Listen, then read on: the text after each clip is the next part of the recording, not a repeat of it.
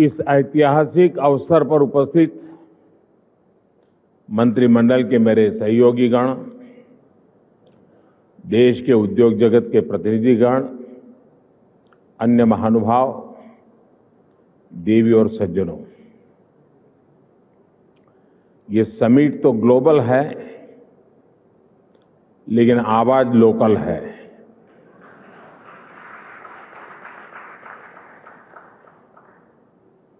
इतना ही नहीं, आगाज भी लोकल है।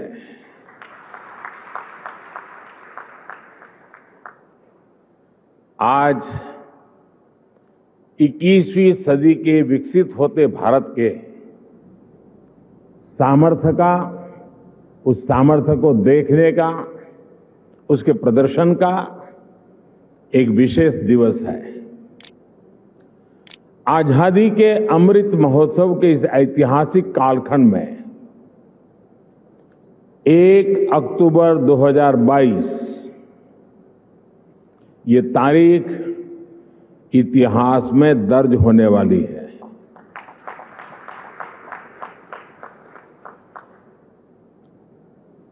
दूसरा, ये नवरात्रि का पर्व चल रहा है, शक्ति उपासना का पर्व होता है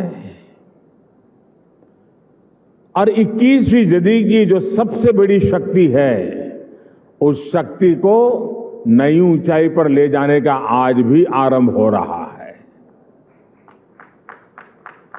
आज देश की ओर से, देश की टेलीकॉम इंडस्ट्री की ओर से 130 करोड़ भारतवासियों को 5G के तौर पर एक शानदार उपहार मिल रहा है। 5G देश के द्वार पर नए दौर की दस्तक लेके आया है। 5G अवसरों के अनंत आकाश की शुरुआत है। मैं प्रत्येक भारतवासी को इसके लिए बहुत बहुत बधाई देता हूं। साथियों, मैं गौरव से भरे इन क्षणों के साथ ही मुझे खुशी इस बात की भी है कि 5G की शुरुआत में ग्रामीण स्कूलों के बच्चे भी हमारे साथ सहभागी हैं, गांव भी सहभागी है, मजदूर गरीब भी सहभागी है। अभी मैं यूपी के ग्रामीण स्कूल की बेटी 5G होलोग्राम टेक्नोलॉजी के जरिए रूबरू हो रहा था। जब मैं 2012 के चुनाव में होलोग्राम लेकर के चुनाव प्रचार कर रहा था तो दुनिया के लिए अजूबा था। आज वो घर घर पहुंच रहा है। मैंने महसूस किया कि नई तकनीक उनके लिए किस तरह पढ़ाई के मायने बदलते जा रही है।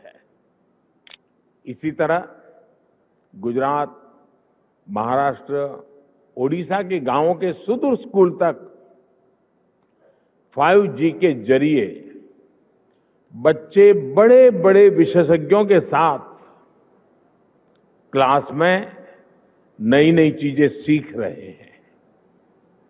उनके साथ नए दौर की क्लास का हिस्सा बनना, ये वाकई बहुत रोमांचित करने वाला अनुभव है। साथियों, 5G को लेकर भारत के प्रयासों का एक और संदेश है, नया भारत। टेक्नोलॉजी का सिर्फ कंज्यूमर बनकर नहीं रहेगा, बल्कि भारत उस टेक्नोलॉजी के विकास में, उसके इम्प्लीमेंटेशन में बहुत बड़ी एक्टिव भूमिका निभाएगा। भविष्य की वायरलेस टेक्नोलॉजी को डिजाइन करने में, उससे जुड़ी मैन्युफैक्चरिंग में भारत की बड़ी भूमिका होगी। 2G, 3G, 4G के समय भारत टेक्नोलॉजी के लिए दूसरे देशों पर निर्भर रहा। लेकिन 5G के साथ भारत ने नया इतिहास रच दिया है। 5G के साथ भारत पहली बार टेलीकॉम टेक्नोलॉजी में ग्लोबल स्टैंडर्ड तय कर रहा है। भारत लीड कर रहा है। आज इंटरनेट का इस्तेमाल करने वाला हर व्यक्ति इस बात को समझ रहा है कि 5G इंटरनेट का पूरा आर्किटेक्चर बदल कर रख देगा। इसलिए भारत के युवाओं के लिए आज 5G बहुत बड़ी अपॉर्चुनिटी लेकर आया है। मुझे खुशी है कि विकसित भारत का संकल्प लेकर आगे बढ़ रहा हमारा देश दुनिया के अन्य देशों के साथ किस तरह कदम से कदम मिलाकर चल रहा है। ये भारत की बहुत बड़ी सफलता है। डिजिटल इंडिया अभियान की बहुत बड़ी सफलता है। साथियों, जब हम डिजिटल इंडिया की बात करते हैं तो कुछ लोग समझते हैं कि ये सिर्फ सरकारी एक योजना है। लेकिन डिजिटल इंडिया सिर्फ एक नाम नहीं है, ये देश के विकास का बहुत बड़ा विजन है। इस विजन का लक्ष्य है उस टेक्नोलॉजी को आम लोगों तक पहुंचाना जो लोगों के लिए काम करे और लोगों के साथ जुड़कर काम करे। मुझे याद है जब मोबाइल सेक्टर से जुड़े इस विजन के लिए स्ट्रेटेजी बनाई जा रही थी तो मैंने कहा था कि हमारी अप्रोच टुकड़ों टुकड़ों में नहीं होनी चाहिए बल्कि होलिस्टिक होनी चाहिए। डिजिटल इंडिया की सफलता के लिए जरूरी था कि वो इस सेक्टर के सभी आयामों को एक साथ कवर करे। इसलिए हमने 4 पिलर्स पर और 4 दिशाओं में एक साथ फोकस किया। पहला, डिवाइस की कीमत। दूसरा, डिजिटल कनेक्टिविटी। तीसरा, डेटा की कीमत। चौथा, और जो सबसे जरूरी है, डिजिटल फर्स्ट की सोच। साथियों, जब हम पहले पिलर की बात करते हैं, डिवाइस की कीमत की बात करते हैं, तो एक बात बहुत स्पष्ट है, डिवाइस की कीमत तभी कम हो सकती है जब हम आत्मनिर्भर हो। और आपको याद होगा बहुत लोगों ने आत्मनिर्भर की मेरी बात की मजाक उड़ाई थी। 2014 तक हम करीब 100% मोबाइल फोन आयात करते थे, विदेशों से इंपोर्ट करते थे। और इसलिए हमने तय किया कि हम इस क्षेत्र में आत्मनिर्भर बनेंगे। हमने मोबाइल मैन्युफैक्चरिंग यूनिट्स को बढ़ाया।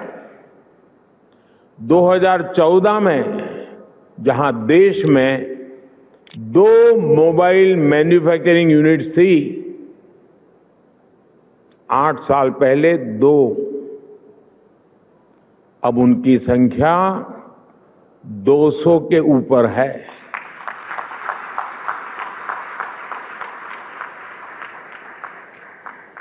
हमने भारत में मोबाइल फोन के उत्पादन को बढ़ाने के लिए इंसेंटिव दिए, प्राइवेट सेक्टर को प्रोत्साहित किया। आज इसी योजना का विस्तार आप PLI स्कीम में भी देख रहे हैं। इन प्रयासों का नतीजा बहुत पॉजिटिव रहा।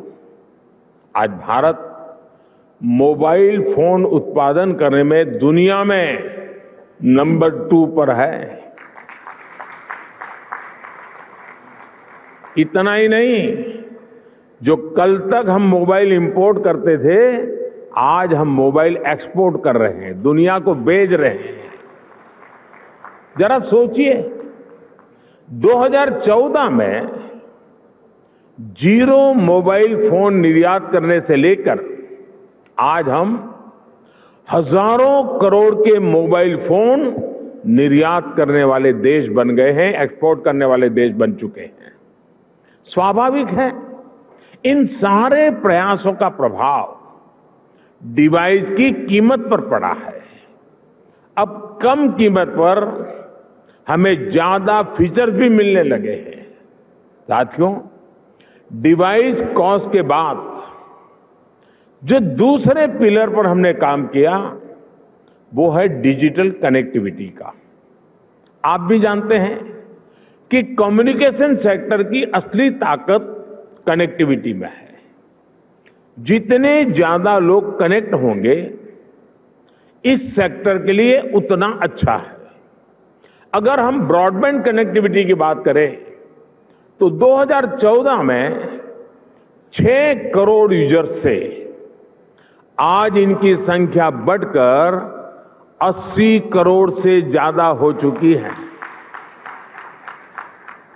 अगर हम इंटरनेट कनेक्शन की संख्या की बात करें तो 2014 में जहां 25 करोड़ इंटरनेट कनेक्शन थे, वहीं आज इसकी संख्या करीब करीब 85 करोड़ पहुंच रही है, 85 करोड़ पहुंच रही है। ये बात भी नोट करने वाली है कि आज शहरों में इंटरनेट यूजर्स की संख्या के मुकाबले हमारे ग्रामीण क्षेत्रों में इंटरनेट यूजर्स की संख्या तेजी से बढ़ रही है।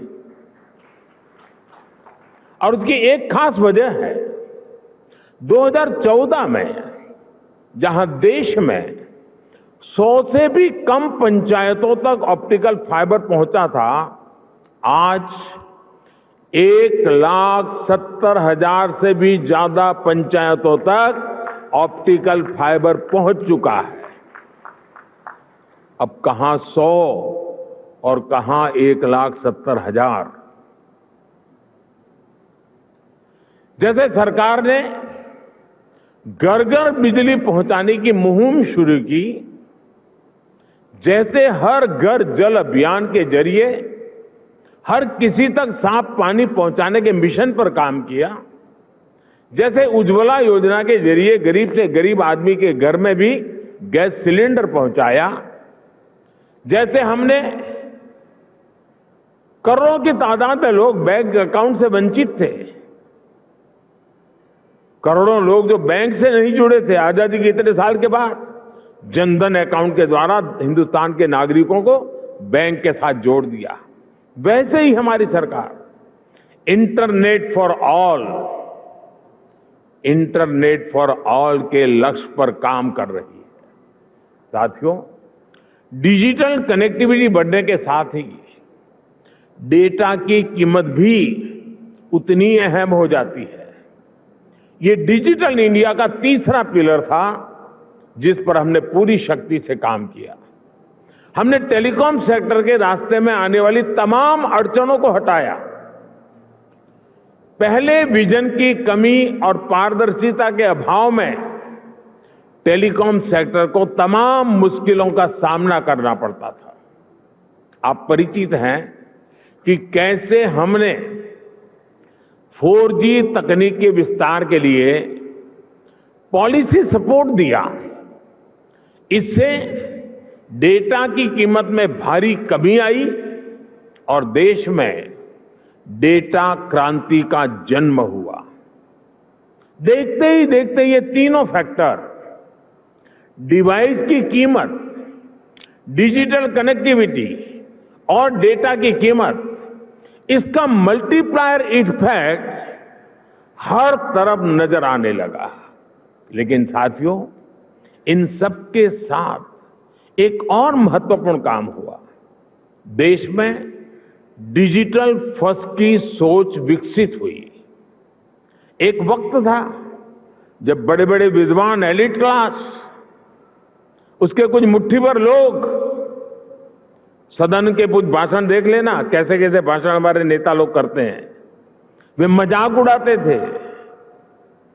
उनको लगता था कि गरीब लोगों में क्षमता ही नहीं है, ये डिजिटल समझ ही नहीं सकते, संदेह करते थे।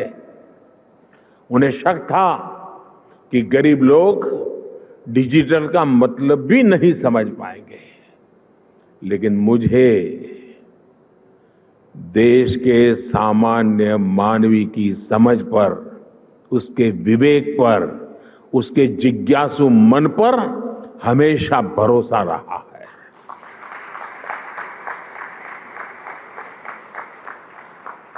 मैंने देखा है कि भारत का गरीब से गरीब व्यक्ति भी नई तकनीकों को अपनाने में आगे रहता है। और मैं एक छोटा अनुभव बताता हूं। शायद ये 2007-8 का कालखंड होगा या 9-10 का, मुझे याद नहीं है। मैं गुजरात में मुख्यमंत्री रहा, लेकिन एक क्षेत्र ऐसा था जहां मैं कभी गया नहीं था और बहुत ही ट्राइबल इलाके में, बहुत ही पिछड़ा। मैं, हमारे सरकार के अधिकारियों ने भी मुझे एक बार वहां कार्यक्रम करना ही करना है, मुझे जाना है। तो वो इलाका ऐसा था, कोई बड़ा प्रोजेक्ट की संभावना नहीं थी, फॉरेस्ट लैंड थी, कोई संभावना हो रही थी। तो आखिर में एक चिलिंग सेंटर, दूध का चिलिंग सेंटर, वो भी 25 लाख रुपए का। मैंने कहा भले वो 25 लाख का होगा, 25,000 का होगा, मैं खुद उद्घाटन करूंगा। अब लोगों को लगता है ना, चीफ मिनिस्टर को इससे नीचे तो करना नहीं चाहिए, लेकिन मुझे ऐसा कुछ होता नहीं है।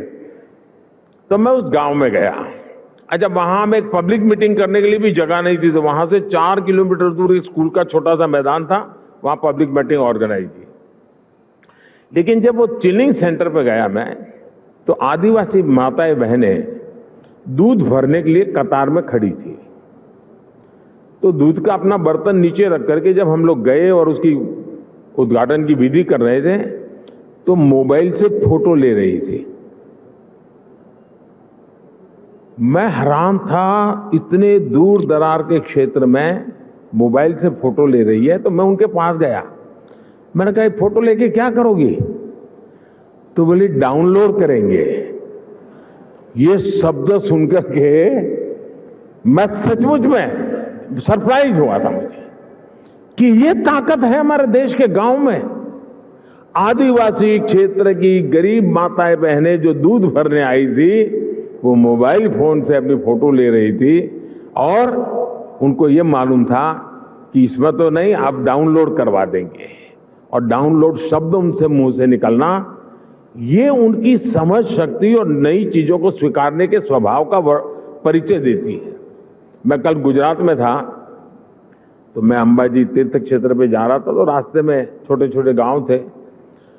आधे से अधिक लोग ऐसे होंगे जो मोबाइल से वीडियो उतार रहे थे, आधे से अधिक लोग। यानी हमारे देश की ये जो ताकत है, इस ताकत को हम नजरअंदाज नहीं कर सकते हैं। और सिर्फ देश के इलीट क्लास के कुछ लोगों को ही हमारे गरीब भाई बहनों पर यकीन नहीं था। आखिरकार हम डिजिटल फर्स्ट के अप्रोच के साथ आगे बढ़ने में कामयाब हुए। सरकार ने खुद आगे बढ़कर डिजिटल पेमेंट्स का रास्ता आसान बनाया।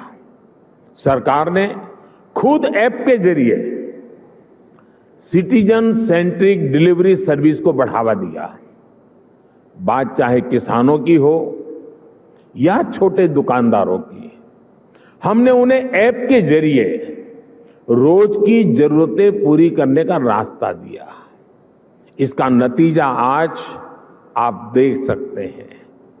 आज टेक्नोलॉजी सही मायने में डेमोक्रेटिक हो गई है, लोकतांत्रिक हो गई है। आपने भी देखा है कि डिजिटल फर्स्ट की हमारी अप्रोच ने कोरोना वैश्विक महामारी के इस दौर में देश के लोगों की कितनी मदद की। दुनिया के बड़े बड़े विकसित देश जब अपने नागरिकों की मदद करने में संघर्ष कर रहे थे, खजाने में रुपये पड़े थे, डॉलर थे, पाउंड थे, सब था, यूरो था, लेकिन और देने का तय भी किया था, लेकिन पहुंचाने का रास्ता नहीं था। भारत एक क्लिक पर हजारों करोड़ रुपए मेरे देश के नागरिकों के खाते में ट्रांसफर कर रहा है। ये डिजिटल इंडिया की ही ताकत थी कि जब दुनिया थमी हुई थी तो भी हमारे बच्चे ऑनलाइन क्लासेस ले रहे थे, पढ़ाई कर रहे थे। अस्पतालों के सामने असाधारण चुनौती थी, लेकिन डॉक्टर्स अपने मरीजों का इलाज टेलीमेडिसिन के जरिए भी कर रहे थे। ऑफिसेज बंद थे, लेकिन वर्क फ्रॉम होम चल रहा था। आज हमारे छोटे व्यापारी हो, छोटे उद्यमी हो, लोकल कलाकार हो, कारीगर हो, डिजिटल इंडिया ने सबको मंच दिया है, बाजार दिया है। आज आप किसी लोकल मार्केट में, आप सब्जी मंडी में जाकर देखिए, रेहड़ी पटरी वाला छोटा दुकानदार भी आपसे कहेगा कैश नहीं है, यूपीआई कर दीजिए। मैंने तो बीच में एक वीडियो देखा, कोई भिक्षुक भी डिजिटली पेमेंट लेता है। ट्रांसपेरेंसी देखिए।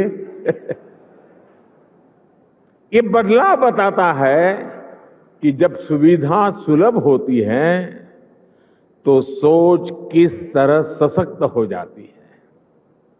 साथियों, आज टेलीकॉम सेक्टर में जो क्रांति देश देख रहा है वो इस बात का सबूत है कि अगर सरकार सही नियत से काम करे तो नागरिकों की नियत बदलने में देर नहीं लगती है। 2G की नियत और 5G की नियत में यही फर्क है।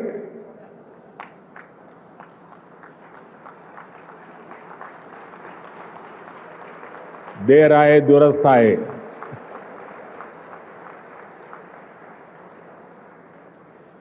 भारत आज दुनिया के उन देशों में है जहां डेटा इतना सस्ता है। पहले 1 GB डेटा की कीमत जहां 300 रुपये के करीब होती थी, वहीं आज 1 GB डेटा का खर्च केवल 10 रुपये तक आ गया है। आज भारत में महीने भर में एक व्यक्ति मोबाइल पर करीब एवरेज 14 GB डेटा इस्तेमाल कर रहा है। 2014 में इस 14 GB डेटा की कीमत होती थी करीब 4,200 रुपये प्रति महीना, 4,200 रुपया। आज इतना ही डेटा 125 रुपये या ज्यादा से ज्यादा 150 रुपये, 125 या 150 रुपये में मिल जाता है। यानी आज गरीब के, मध्यम वर्ग के मोबाइल डेटा के करीब 4,000 रुपये हर महीने बच रहा है उसके जेब में।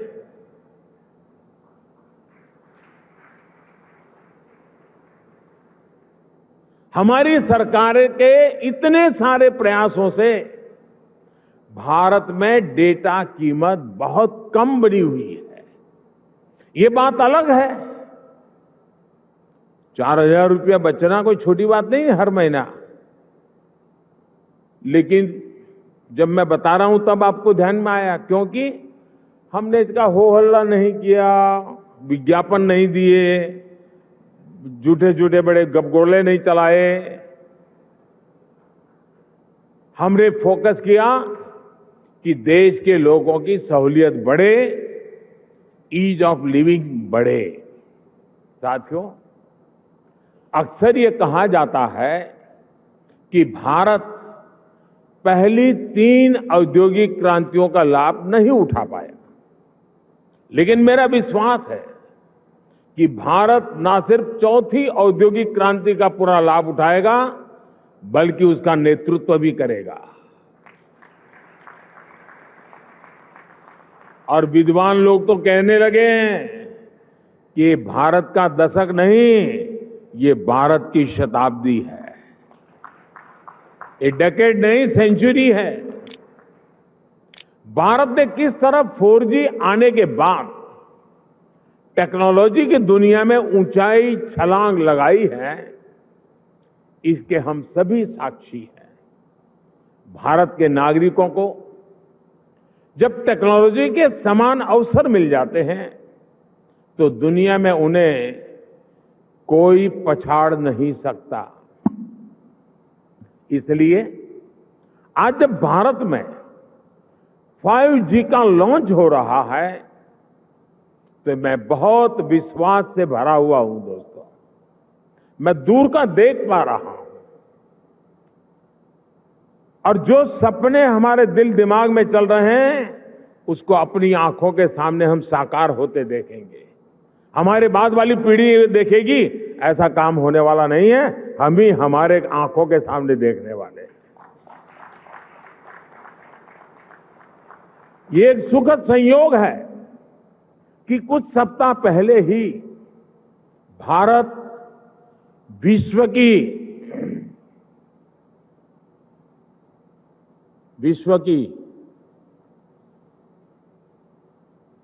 5वीं सबसे बड़ी अर्थव्यवस्था बना है।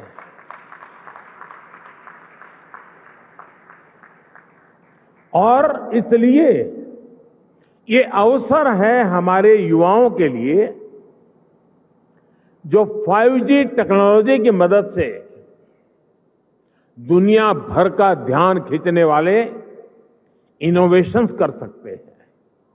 ये अवसर है हमारे एंटरप्रेन्योर्स के लिए जो 5G टेक्नोलॉजी का इस्तेमाल करते हुए अपना विस्तार कर सकते हैं।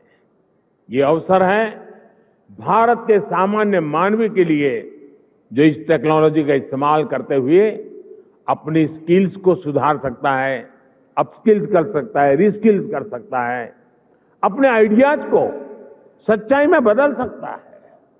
साथियों, आज का ये ऐतिहासिक अवसर एक राष्ट्र के तौर पर, भारत के एक नागरिक के तौर पर हमारे लिए नई प्रेरणा लेकर आया है। क्यों ना हम इस 5G टेक्नोलॉजी का उपयोग करके भारत के विकास को अभूतपूर्व गति दें। क्यों ना हम इस 5G टेक्नोलॉजी का इस्तेमाल करके अपनी अर्थव्यवस्था को बहुत तेजी से विस्तार दें।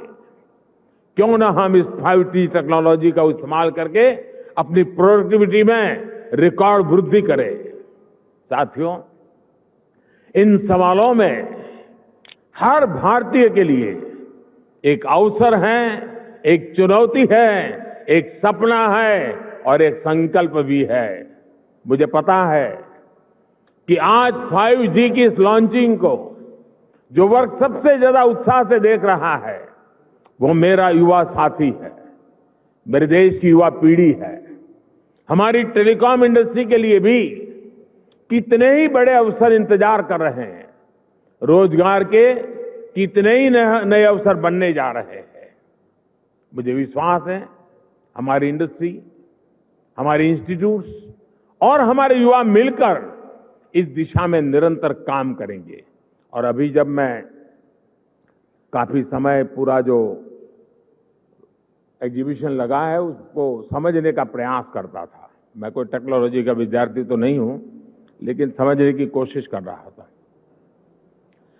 ये देख करके मुझे लगा है कि मैं सरकार में तो सूचना करने वाला हूं कि हमारी सरकार के सभी विभाग, उसके सारे अधिकारी जरा देखें कहां कहां इसका उपयोग हो सकता है, ताकि सरकार की नीतियों में भी इसका असर नजर आना चाहिए।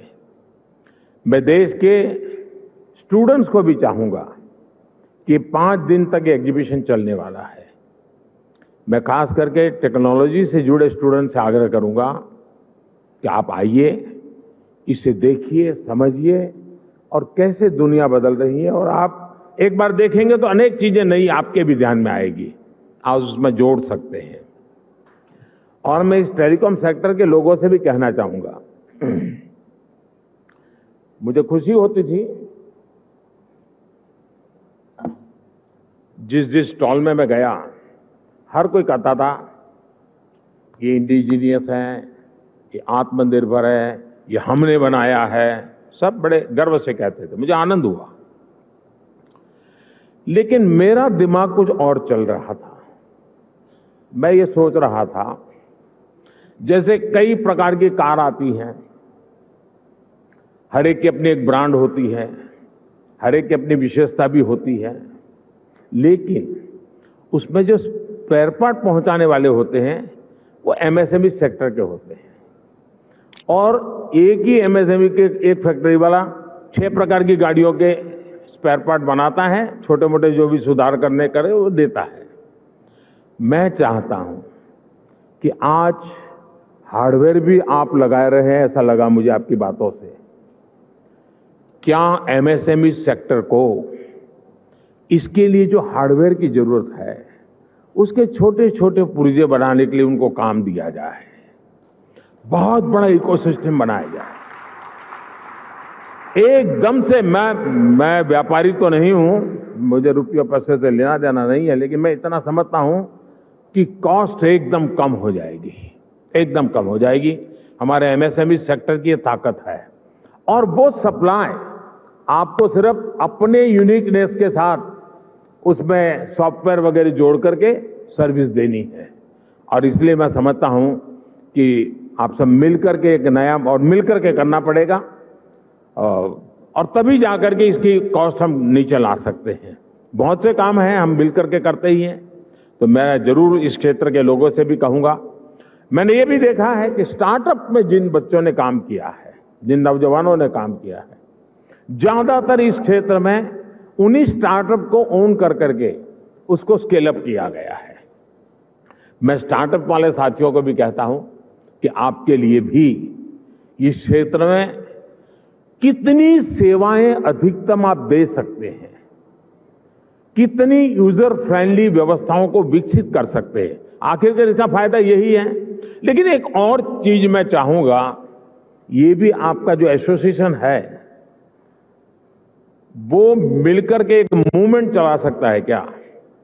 एटलीस्ट हिंदुस्तान के सभी डिस्ट्रिक्ट हेडक्वार्टर में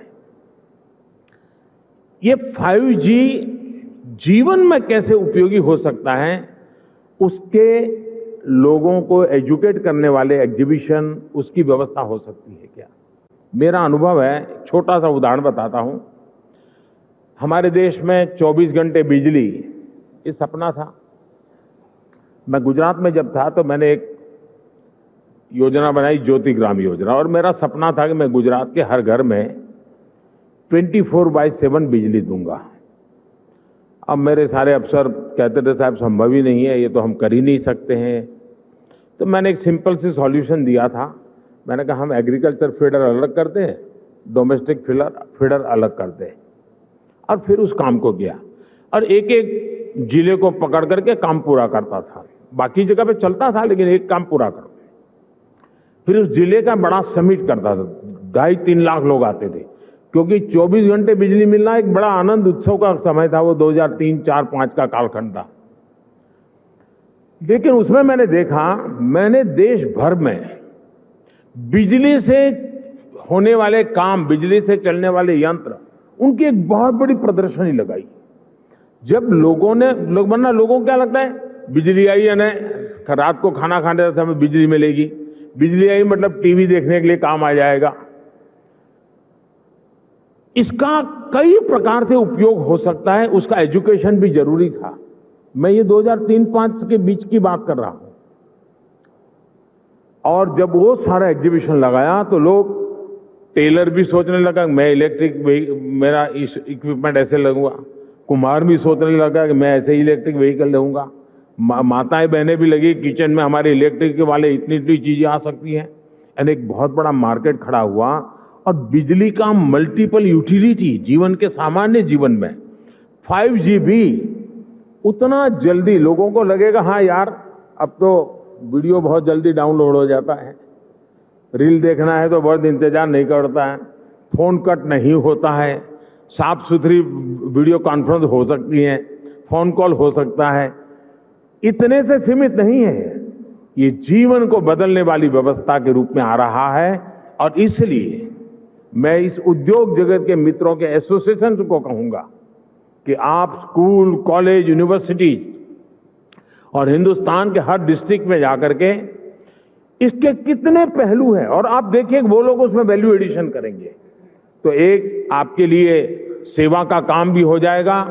और मैं चाहूंगा कि इस टेक्नोलॉजी जीवन में सिर्फ बातचीत करने के लिए या कुछ वीडियो देखने के लिए सीमित नहीं रहनी चाहिए।